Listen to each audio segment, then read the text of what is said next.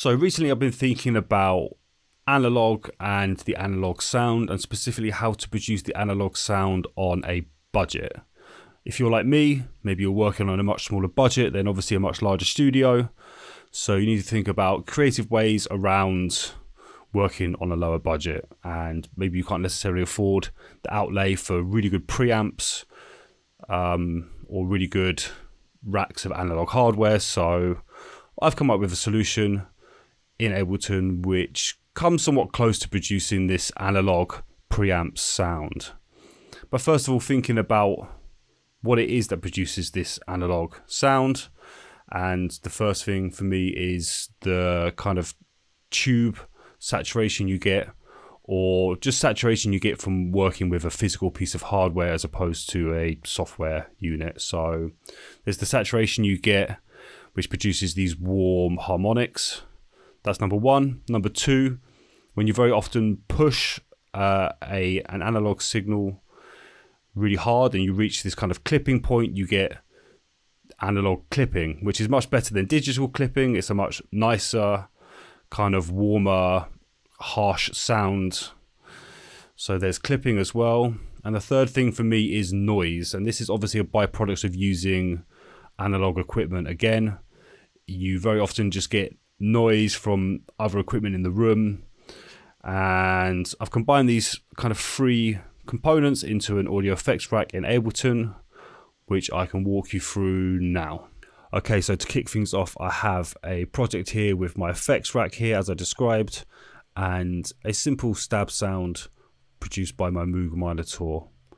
I know that I'm using an analog piece of equipment to produce the source sound for this, but you can also use something like Massive or Serum, whatever you're using. But yeah, let's hear this sound. Quite a simple sound.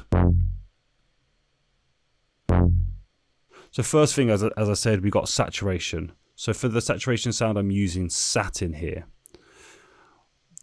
I created two different bands. I've got this warm tape. So this is a warm analog sound. I mean, it's a replication of it, of course, but let's hear that.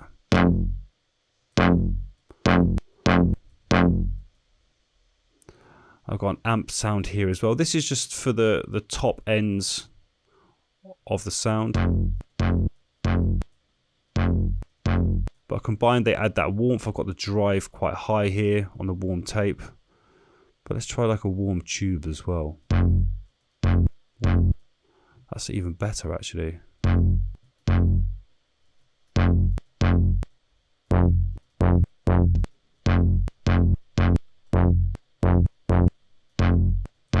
There doesn't seem to be so much additional gain here, so we're getting quite a kind of true representation of what the saturation is doing. But hear that, it's just lifting that sound out a little bit more. If you haven't got Satin, I would also leave a link to the description, leave a link to the plugin in the description below. It's definitely worth checking out. Really good saturator with multiband. I use it in lots of things, and I think lots of people do, so it's worth checking it out. So there's saturation covered. Next up, we've got clipping. And for this, I'm using this Kazrog Clipper, which is quite a fantastic plugin. I've recently started using it, thanks to Survey for enlightening this plugin to me, because it's going to really produce the analog sound. I'll show you in a second. So actually in Ableton, I've created a macro here between the in and the out.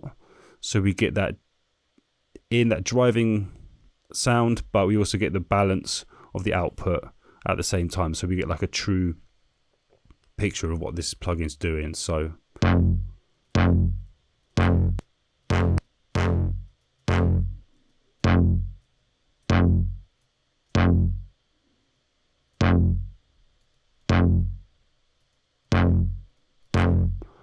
but let's change this because we don't want a guitar amp sound. Let's go for tube again.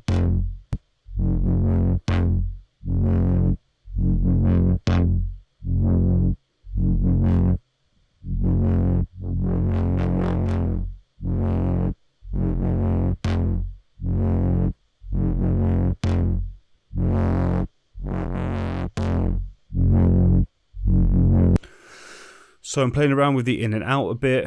I've put the mids right to the middle because I don't think there is no real side information in this mono hit. So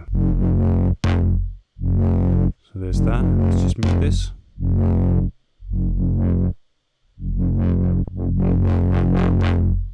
So that's the clipper. I recommend Tube, of course, because that's the best example of an analog piece of equipment out there. Certainly one which is aiming towards more of a warm sound, which is what I'm trying to go for here. So there's the clipper. And then next up, we go for the Denise noise.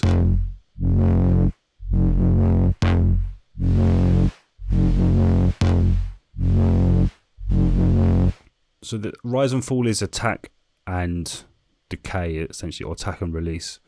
So I really want an instant attack, almost instant attack, quick release-ish. And I kind of have toned down the highs and the lows because I don't want them to clash with the kind of highs and the lows from the clipper.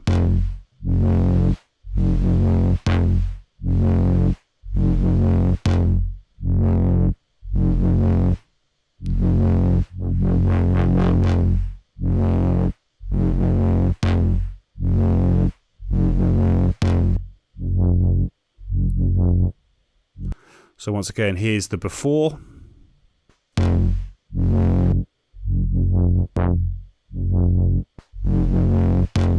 the after. Might be good to tone some of these back a little bit. I always get a little bit too excited with these.